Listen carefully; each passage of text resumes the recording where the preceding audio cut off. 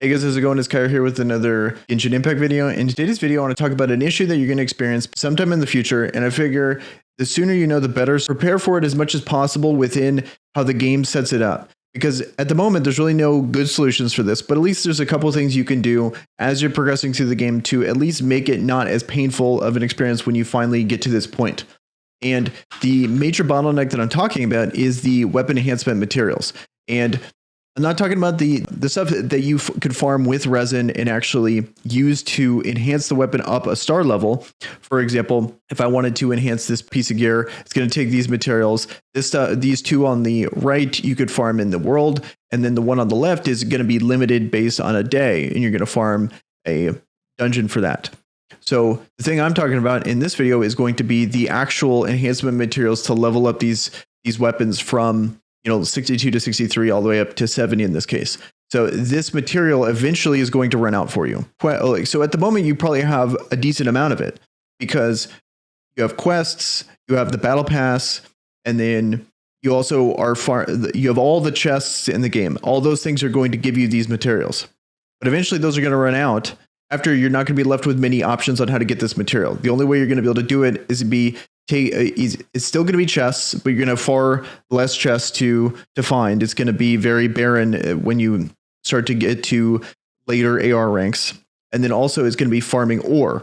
Those are the only ways late game to get this material. There's no way to spin resin. There's no dungeon for it. That's it. So there's a couple ways we can prepare for it. Right now, that's I think important to know as soon as possible because there's going to be a lot of time-gated content here. Okay, so the first thing is going to be doing these dispatches. And you can dispatch a character on an expedition. And then as you see, there's a whole bunch of options here. At the moment, there's 3 options to be able to farm these ore. For example, you have different hour limits, like 4 hours, 8 hours, 12 hours, and 20 hours. I always just do the maximum. This is how much you get for 20 hours of waiting for this material. It's really not much. This is only 2, because if you high roll and get 8, then you can only craft 2 of the 3-star materials here. And then, there's 3 nodes. This is AR 40. I believe it goes up as you go up higher in AR. At the moment, I believe this is the max. There's only 3 nodes that you get when it comes to these ores here. But definitely be doing this as much as possible because you're really going to feel this crunch later on. So doing this as soon as you possibly can is really important. The next thing, and then you're just going to take it over here, take these ores and then go and then drop them over at the blacksmith. And then you can make these materials. As you can see, it takes 2 of these very common iron chunks to make the 1-star. It takes 3 of the white chunks to make the 2-star, and then it takes 4 of these crystals to make 3-star the mystic enhancement ore.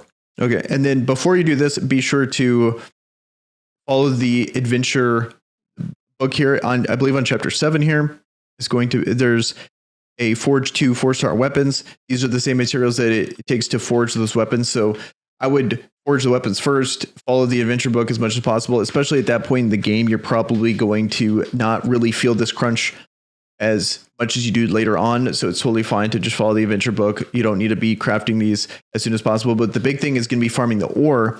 And then when the time comes, you're going to have all this ore to make into the enhancement material. Then next thing you can do after you've done you got the dispatches set is going to be, you can do a mining run. And I'll leave a link in the description for an infographic. I didn't make it, but someone else did on some mining routes that are pretty useful. My favorite one is this circle here on Storm Terror's lair.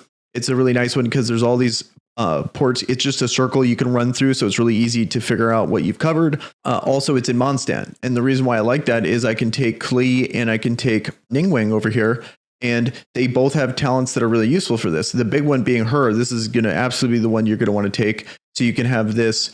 It displays the location on the minimap of all the ores, which is fantastic. If you have her, definitely put her in your party. She doesn't need to be strong or anything like that. Just have her in the party and you'll be able to find them on the minimap. And then the next one I like is Klee because it will also show you resources that are unique to Mondstadt on the minimap as well.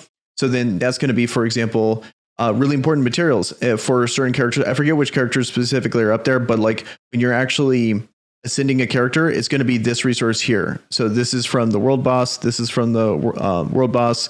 This is going to be something you're going to have to farm in the wild, and this is from enemies. So it's going to be one of these ascension materials for certain character, forget which one, but it's just nice to be able to have that on the mini map as well. So it just, you are doing two birds, one stone kind of thing. So as far as the information I've seen, when it comes to the crystal chunks, the ones that give you the 3-star materials, it's about 72 hours until they actually respawn. So that's going to be, it's not something you have to do every day, but it's something that you definitely want to get a head start on, so you don't have all this time wasted when you actually run into this problem and then I should have been farming this the whole time.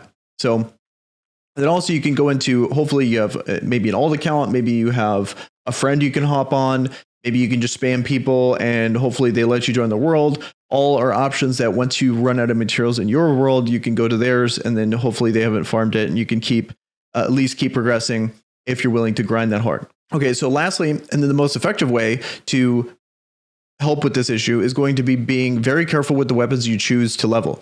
And I think the thing you should shoot for is going to be 2 really high level weapons. Just go all in on 2 weapons. And then as you're waiting for like your AR increases from like 20 to 25, 25 to 30, stuff like that, that's limiting you from actually leveling the weapon. Don't level up other weapons. Like, keep them as minimal as possible. Just wait for something better. Your supports, unless you really need to, you're just having a hard time progressing and you need to boost up the supports, then maybe do that. But 90 to 95% of your damage, especially in the game, is all going to be your main characters. So just put all your resources into that main weapon, and then wait until you get, wait until way later, until the weapon's done. You get your 2 main DPS ready to go. And then you can start to move on to other weapons and shore those up. Right now, like, I feel like I wasted a lot of resources here in this situation. I wish, for example, I really like this decision. Once I pulled this, like, for example, I had the flute, and then I ended up switching to this and just went all in on this weapon. But I wish I didn't go so hard on like other weapons here while I was waiting for my AR to increase. I was like kind of shoring up the other weapons. Don't even bother. I wish I could just have all these at level 1. And then had this at level 80, for example. I would totally make that trade, because this is the main weapon for my clean. This is going to be such a massive difference. Like having, this is probably going to be base attack around like 590. This is a crazy difference between 420 here. That's what I would recommend doing. That's going to be your best bet. If you go too crazy on trying to level up all these weapons, you're going to have this problem like I have. And then this is me, doing all the battle pass. I've used everything possible, and this is all I got to show for it. So I just have a lot of really high level weapons on my supports, like, my Bennett, my Jingchu. It's not an impactful investment for my weapon enhancement materials, in my opinion. So definitely this is going to be one of the key ways to make sure that you don't have this issue. All right, guys. Well, that's going to do it for this video. Let me know down in the comments below if you're experiencing this issue, and also what AR rank you are. I think that's going to be a really good way to dial in exactly when to expect this issue. So if you want more content like this, please consider subscribing. It really helps with the channel, and you guys have a good one. Peace.